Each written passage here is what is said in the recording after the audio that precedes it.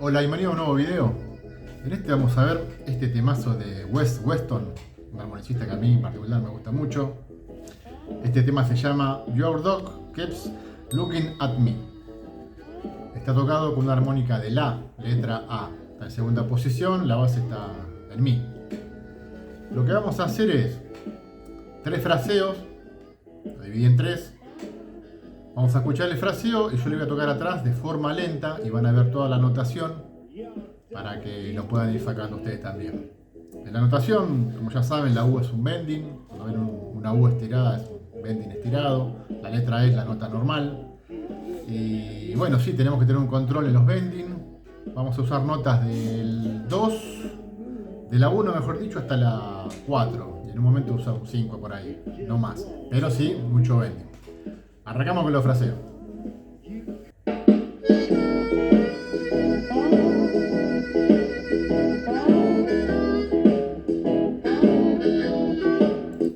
Ese va a ser el primer fraseo.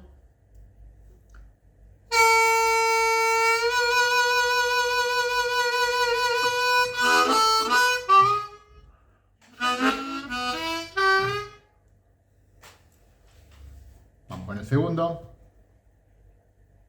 Ese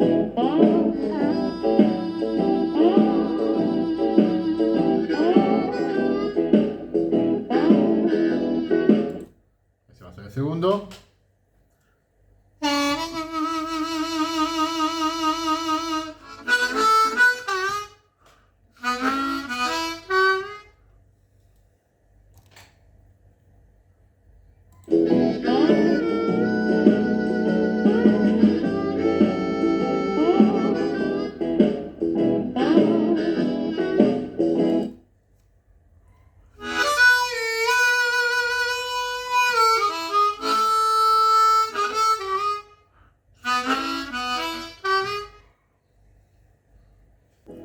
Bueno, ahí vimos los 3 renglones que separamos este lindo shuffle de Wes Weston, gran armonicista.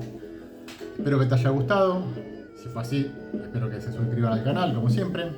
Nos vemos en el próximo video. Un saludo para todos.